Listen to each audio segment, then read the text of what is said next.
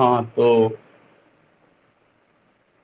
उस दिन मैंने एक न्यूमेरिकल दिया था, उसको कंप्लीट नहीं करवाया था, बस देख के और कुछ हिंट भी दिया था उसको सॉल्व करने के लिए। तो आज उसको पहले वो न्यूमेरिकल पूरा करते हैं। आज हम लोग एक्चुअली इसी ये कूलम्ब्स लॉ पे कुछ न्यूमेरिकल्स ही करेंगे और उसके बाद नेक्स्ट क्लास में हम लोग इसका कूलम्ब्स लॉ का कुछ जैसे लिमिटेशंस ऑफ कूलम्ब्स लॉ भी वो रह गया है, और एक equilibrium topic, stable and unstable equilibrium करके एक टॉपिक है। उसमें जब दो चार्ज रखे होते हैं और तीसरे चार्ज का इक्विलिब्रियम पॉइंट हमको पता करना होता है, तो वो नेक्स्ट क्लास में हम लोग कवर करेंगे। आज फिलहाल ये कुछ न्यूमेरिकल है वो कवर करते हैं। उस दिन ये न्यूमेरिकल था ऐसे एक इस शेप रेक्टेंगुलर शेप में बोला था कि इसकी कॉर्नर्स पे चार चार्जेस रखे हुए हैं जिनकी वैल्यू, ये corner A B C D मैंने बोला था, और इस पे जो चार्जेस हैं वो प्लस क्यू, ये भी प्लस क्यू था और ये भी प्लस क्यू ही था। कहा था कि क्वेश्चन क्या था? क्वेश्चन था find force on the charge D. D पे जो चार्ज रखा है उस पे हमको फोर्स निकालना था। जो डी पे चार्ज रखा है इस पे मैंने बताया ही था कि इस पे तीन फोर्सेस लग रहे होंगे, एक इस चार्ज की वजह से, एक इसकी वजह से, एक इसकी वजह से। तो इसकी वजह से जो फोर्स लगेगा वो अलोंग द लाइन मतलब डाउनवर्ड लगेगा, और इसकी वैल्यू क्या होगी? Force on charge D due to C, इसका वेक्टर। ठीक है। और दूसरा इसकी वजह से, इस ए की वजह से ये भी अलोंग द लाइन लगेगा, इसकी वैल्यू क्या होगी? Force on the charge D due to A. एक और फोर्स लगेगा वो इसकी वजह से लगेगा, इसकी वजह से जो फोर्स लगेगा वो किस डायरेक्शन में लगेगा? अलोंग द लाइन मतलब इस डायरेक्शन में लगेगा। इसकी वैल्यू क्या होगी? Force on charge D due to B. अब हमको बस इन तीनों चार्ज की वैल्यू पता करनी है बस। तो फोर्स ऑन चार्ज, इसकी वैल्यू कैसे निकालेंगे? एफ डी ए। कैसे निकालते हैं? के इंटू इस चार्ज की वैल्यू क्यू इंटू ये स्मॉल क्यू, क्यू इंटू इसकी वैल्यू क्यू अपॉन इसकी साइड्स मैंने कहा था ए ही हैं सभी, ए ए, तो के into q upon A square, यही तो आएगी वैल्यू इसकी। ठीक है, तो इसको क्या लिख सकते हैं हम? K Q square upon A square. और फोर्स ऑन चार्ज ये D due to C, F D C क्या होगा? के इंटू क्यू मतलब Q square upon A square. देखो ये दोनों सेम ही हैं, ये भी सेम होनी भी चाहिए क्योंकि सेम डिस्टेंस पे हैं दोनों, सेम चार्जेस हैं। तो इन दोनों की वैल्यू हमने निकाल ली। इसको मैं मान लूँ एफ, ये भी एफ। अब इन दोनों का वेक्टर सम, इन दोनों का वेक्टर सम करेंगे, वो किधर आएगा? वो इसी के अलोंग द आएगा, अलोंग द लाइन, इसी के अलोंग। मतलब इन दोनों का अगर मैं रिजल्टेंट दूंगा एफ डी ए और एफ डी सी का, तो वो इधर आएगा, ये यहाँ पे। और वो क्या होगा? उसकी वैल्यू कैसे निकालेंगे? बताया ही था मैंने। ये F D A plus F D C की वैल्यू कैसे आएगी? Root over F square plus 2 F cos theta की वैल्यू क्या है? ये एंगल 90 है तो ये भी एंगल 90 डिग्री होगा, ये 90 डिग्री होगा। कॉस 90 क्या होता है? 0। तो इसकी वैल्यू क्या आएगी? एफ स्क्वायर 2 एफ प्लस 0, तो एफ√2, इसकी वैल्यू एफ√2 आ गई। ये एफ√2 इसी लाइन में आ गया, f√2, ठीक। और एफ डी बी, अब इन दोनों की, क्योंकि ये एक ही लाइन में, इन दोनों के बीच का एंगल थीटा 0 होगा, तो ये टोटल फोर्स कितना आएगा, एफ नेट अगर निकालोगे तो f√2 प्लस FDB।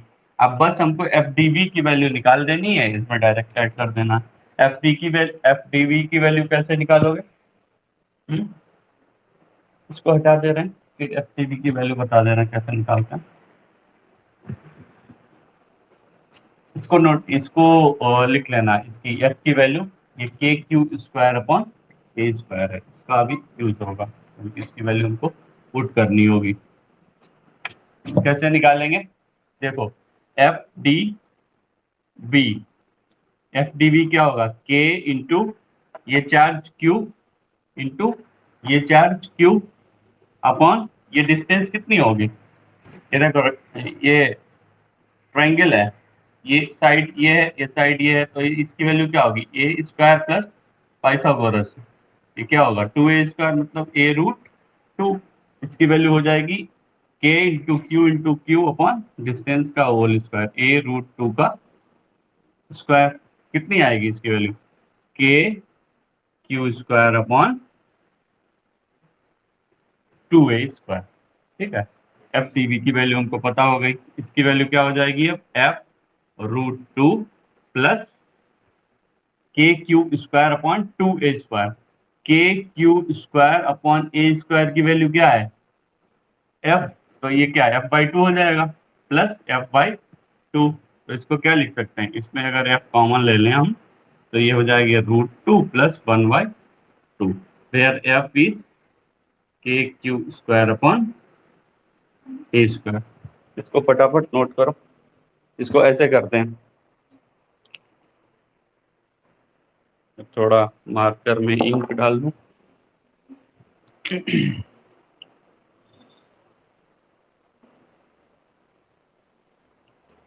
ऐसे इस टाइप के क्वेश्चन करते हैं। अब जैसे इसी क्वेश्चन में है, कुछ अगर चेंज हो जाए, कुछ चेंजेस अगर मैं कर दूं, इसको नोट कर लो। जैसे इसमें मैं क्या करूं, बाकी सब चीज सेम रखूंगा, बाकी सब सेम मतलब देखो,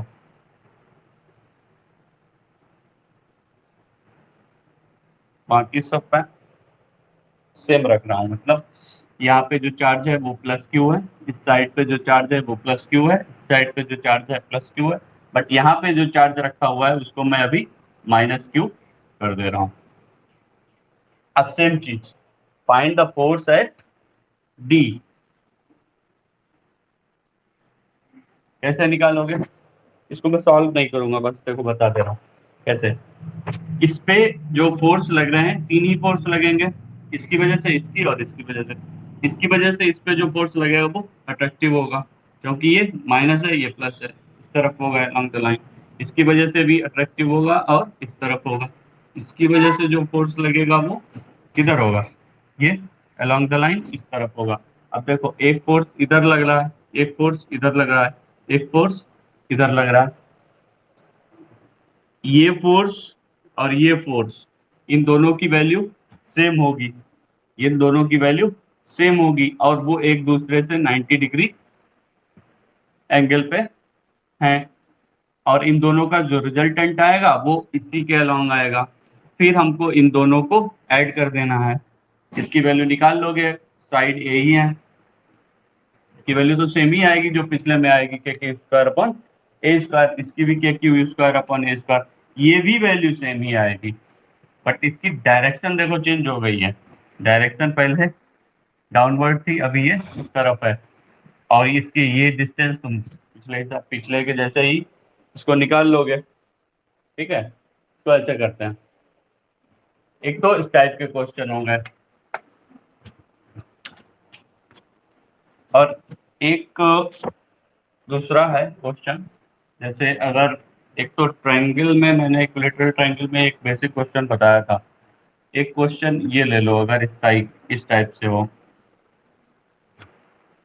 एक इक्विलेटरल ट्रायंगल है, इसकी साइड ए बी सी है, ठीक है। ए पे जो चार्ज रखा हुआ है वो प्लस क्यू है, बी सी पे जो चार्ज रखा हुआ है वो प्लस क्यू है, बट जो बी पे चार्ज है उसकी वैल्यू माइनस क्यू, ठीक है। और अभी हमसे पूछ रहा है, ये तो पिछला वाला केस है जो फर्स्ट क्वेश्चन मैंने करवाया था उसी तरीके का। अभी क्या कह रहा है कि एक चार्ज इसने प्लस क्यू का सेंटर पे रख दिया है इसके, और पूछ रहा है find the force at the centre charge. Centre पे जो फोर्स चार्ज रखा हुआ है उस पे फोर्स कितना होगा। तो पहले सेंटर पे कितने फोर्स लग रहे हैं, 3 फोर्स लगेंगे। एक इसकी वजह से, इसकी वजह से, इसकी वजह से, इसकी वजह से जो फोर्स लगेगा वो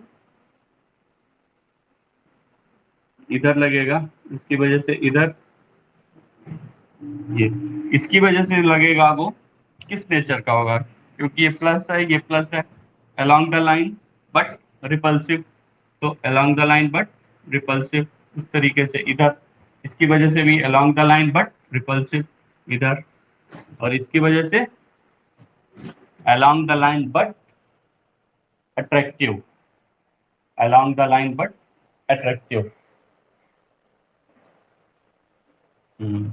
अट्रैक्टिव।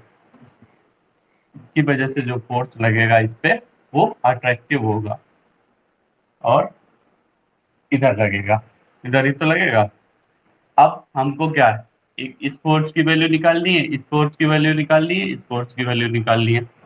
देखो इसको कैसे निकाल लेंगे, इसको सपोज मान लो ये फोर्स मेरा F1 है, ये फोर्स मान लो F3 है, और इसको मान लो F2, ठीक है।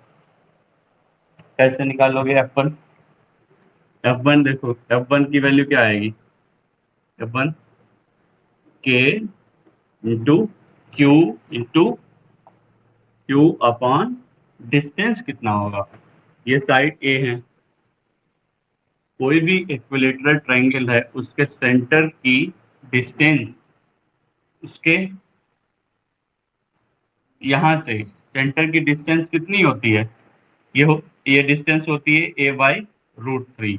इसको याद करो, ठीक है। या तो याद करो ये कैसे a/√3 तो बताएगा। देखो ऐसे, ये इक्विलेटरल ट्रायंगल है, इसकी जो साइड्स होती हैं वो क्या है 60 60 60 डिग्री। तो यहाँ पे भी जो इस ट्रायंगल की अगर मैं बात करूं इसकी, ये ये और ये ये ये ये अगर टोटल ए है तो ये a/2 होगा, ठीक है। हमको ये वाली साइड चाहिए, इसको मैं मान लेता हूँ x। ये एंगल अगर 60 है तो ये इसका हाफ होगा 30 डिग्री। तो अगर यहाँ पे मैं cos 30 लगा दूं, cos 30 equal to a/2 upon x, तो यहाँ से मुझे x पता चल जाएगा a/2 इंटू cos 30 की वैल्यू क्या होती है √3/2, 2 कैंसिल हो गया, a की वैल्यू कितनी आ गई a/√3, यहाँ से a/√3 आ गया, ठीक है। ये मैंने बता दिया, इसको याद कर लो। अगर सेंटर से इसकी डिस्टेंस लेनी है तो वो a/√3 होती है, तो इसकी मुझे डिस्टेंस पता चल गई a/√3। अब इसको मैं क्या करूँगा, a/√3 यहाँ पे पुट कर दूंगा, इसको स्क्वायर कर दूंगा, तो इसकी वैल्यू क्या आ जाएगी KQ² अपॉन a² इंटू 3। ये F1 की वैल्यू आ गई कितनी, इसकी वैल्यू कितनी आ गई KQ² इंटू 3। यही वैल्यू F2 की भी होगी, इसकी भी value KQ² upon a² into 3, और यही वैल्यू F3 की भी होगी, यही वैल्यू F3 की भी होगी, F3 की वैल्यू भी यही होगी, क्योंकि ये डिस्टेंस भी वही है, इसकी वैल्यू भी KQ² बाई a² इंटू 3। अब देखो, अब हमको निकालना है नेट फोर्स ऑन सेंटर। देखो एक फोर्स इधर लग रहा है, एक फोर्स इधर लग रहा है, एक फोर्स इधर लग रहा है, एक फोर्स इधर लग रहा है और एक फोर्स इधर लग रहा है। तो अब मुझे बताओ ये एंगल 60 है तो ये एंगल कितना होगा? ये एंगल 120 डिग्री होगा। तो ये भी एंगल 120 डिग्री होगा। ये फोर्स मुझे पता है क्या है, के Q square by A square into 3। ये के Q square by A square into 3। ये भी के Q square by A square into 3। अब मुझे नेट फोर्स बताओ कितना आएगा। पहले तो इन दोनों का रिजल्टेंट, जब दो फोर्स एक दूसरे से 120 डिग्री अपार्ट हो, 120 डिग्री अपार्ट हो, तो उनका जो रिजल्टेंट आएगा वो 60 डिग्री एक दूसरे से होगा, मतलब इसको बाइसेक्ट करेगा और वो अलोंग द इसी फोर्स के अलोंग होगा। मतलब इन दोनों का जो रिजल्टेंट निकल के आएगा उसकी वैल्यू प्लस ये F3, ये हमको दे देगा नेट फोर्स। तो इसकी वैल्यू कैसे निकालेंगे? उसी से निकाल लो। इन दोनों की वैल्यू कैसे निकालोगे? कैसे? F1 स्क्वायर, इसको अगर मैं F मान लूं, इसको भी F, इसकी भी वैल्यू F हो जाएगी। तो इन दोनों के, इन इसका और इसका मैं रिजल्टेंट निकाल रहा हूँ। F² plus 2 F² into cos 120 degree. Cos 120 degree क्या होता है? कॉस 120 डिग्री क्या होता है? -1/2। इसकी वैल्यू -1/2 हो जाएगी। -1/2, 2 से 2 कैंसिल हो जाएगा। ठीक है, AF² इससे चला जाएगा, बचेगा कितना? F। तब जो वैल्यू हमारी आएगी वो K Q square by A square into 3, मतलब F ही आएगा जो वैल्यू नेट। तो टोटल नेट फोर्स कितना होगा इस पे? F net, F plus F equal to 2F। 2F मतलब 2 into K Q square by A square into 3, मतलब 6 Q square by A square. ये हमारा नेट फोर्स होगा सेंटर पे। किधर होगा? अपवर्ड। अपवर्ड होगा मतलब बी की तरफ। ठीक है, इसको ऐसे करते हैं। अभी इसमें भी कई सारे चेंजेस हो सकते हैं। अभी ये सेंटर पे चार्ज रह रखा है +Q। अगर इस क्वेश्चन में कहे कि सेंटर पे चार्ज -Q हो जाए, ठीक है, सेंटर पे चार्ज -Q हो जाए, तो नेट फोर्स क्या होगा? कई तरीके से ऐसे क्वेश्चन बन सकते हैं इसके। ये इक्विलेटरल ट्रायंगल और ट्रायंगुलर शेप, और नेक्स्ट आती है हेक्सागन, हेक्सागोनल शेप। ठीक है, पॉलीगन, पॉलीगन दे सकता है, उसमें बता देगा कि उसके वही कॉर्नर पे रखे हुए हैं फोर्सेस, ये चार्जेस। नेट फोर्स पूछ लेगा किसी एक चार्ज पे। ऐसे ही करते हैं इसको।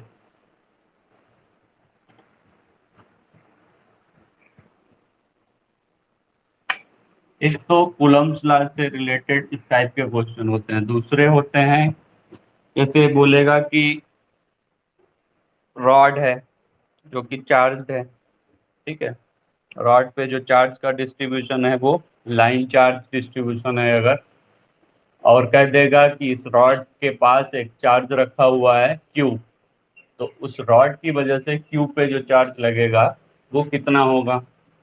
ठीक है, तो ये या तो या कह देगा कि एक रिंग है, या कह देगा कि सपोज एक रिंग है, एक रिंग, इस रिंग पे जो चार्ज है वो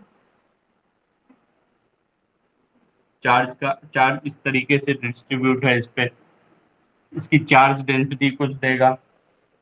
ठीक है, और कहेगा इसके सेंटर से एक इनफाइनाइट वायर या इनफाइनाइट रॉड जो कि चार्ज है, उसका भी चार्ज डिस्ट्रीब्यूशन या चार्ज डेंसिटी दे देगा।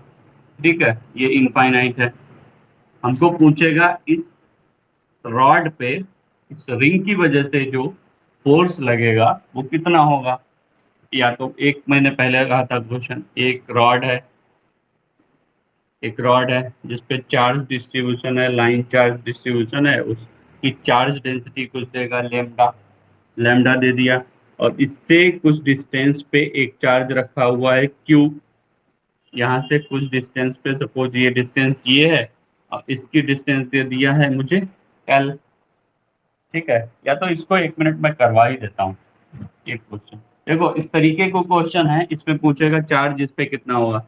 या तो ये इस टाइप के क्वेश्चन में, अभी अगला जो नेक्स्ट आगे हम लोग का टॉपिक आएगा इलेक्ट्रिक फील्ड इंटेंसिटी या electric field strength.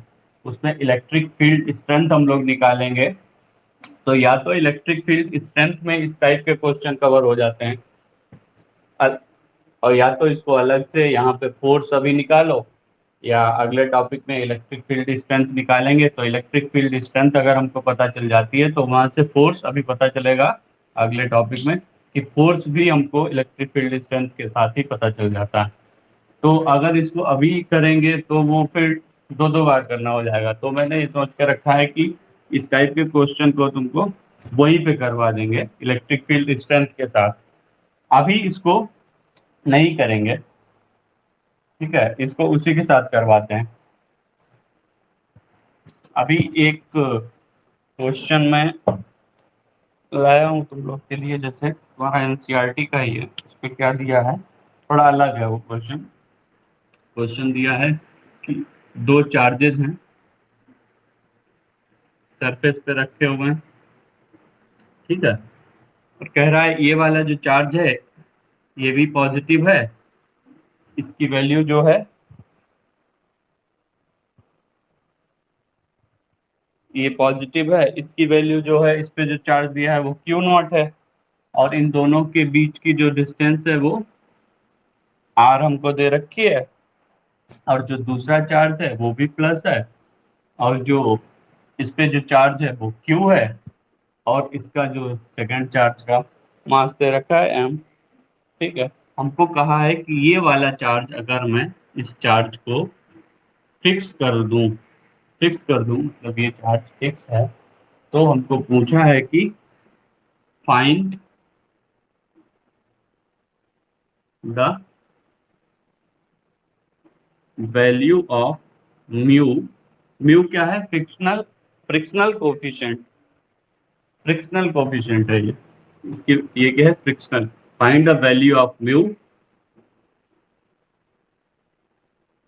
Find the value of mu क्या कह रहा है कि, हाँ, शो दैट चार्ज एट, अगर ये ए है ये बी है, charge at B does not move. ठीक है, ये चार्ज मूव ना करे, हमको फ्रिक्शनल कोफिशिएंट की वैल्यू पता करनी है mu, where mu is frictional coefficient.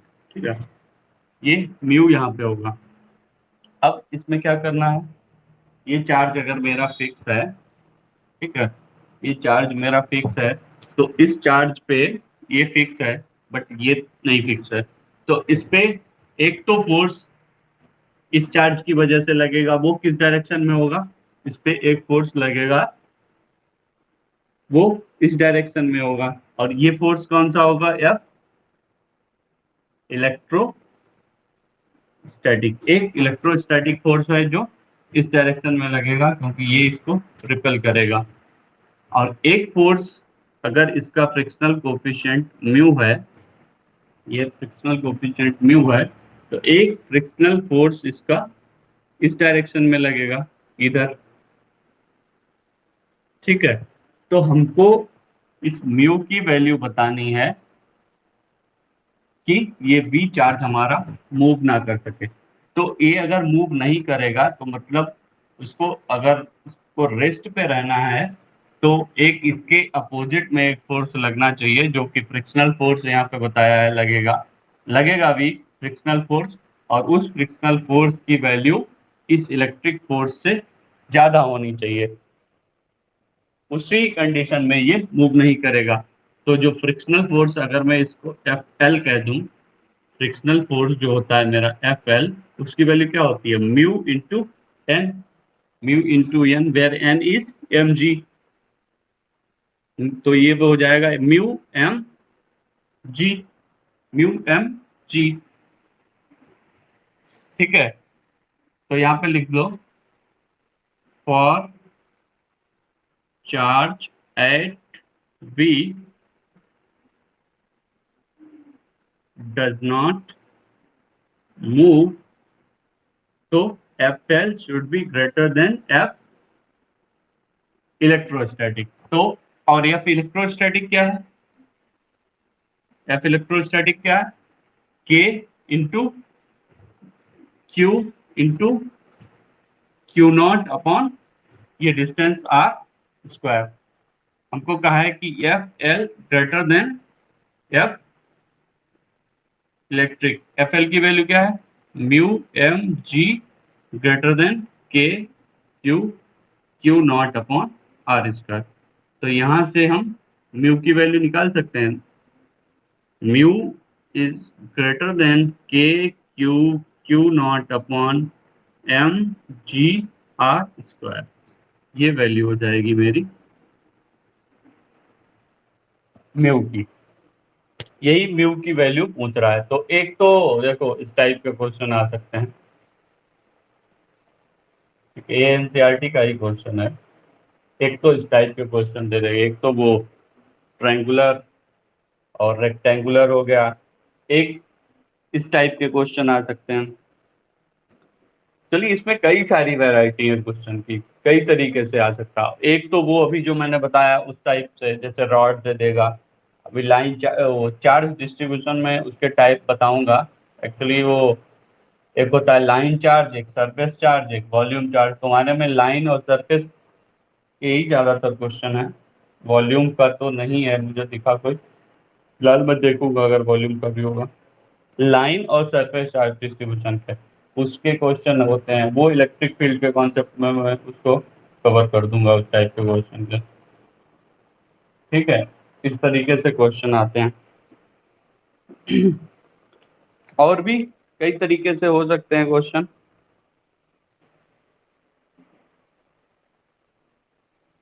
ठीक है,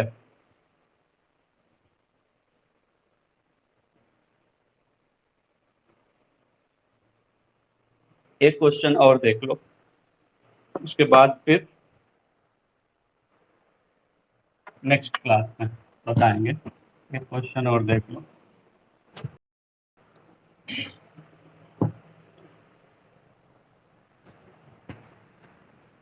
ये सेंटर है, ठीक है, ये वाई एक्सिस है, ये हमारा एक्स एक्सिस है, ये वाई एक्सिस है, ये वाई एक्सिस है, ये एक्स एक्सिस है। हमको कहा है कि इसके सेंटर पे एक चार्ज रखा हुआ है 1 कूलम का, ठीक है, और इसकी इसकी सेंटर से 1 मीटर की डिस्टेंस पे एक दूसरा चार्ज रखा हुआ है जिसकी वैल्यू है 1 कूलम, और सेंटर से 2 मीटर की डिस्टेंस पे दूसरा तीसरा चार्ज रखा हुआ है जिसकी वैल्यू है 8 कूलम। इससे 3 मीटर की डिस्टेंस पे एक चार्ज रखा हुआ है जिसकी वैल्यू है 27 कूलम। और इसी तरीके से जो चार्ज रखे हुए हैं यहाँ यहाँ यहाँ, जो लास्ट चार्ज रखा हुआ है वो 10 मीटर की डिस्टेंस पे रखा हुआ है, इसकी वैल्यू कितनी होगी, 1000 कूलम। ठीक है,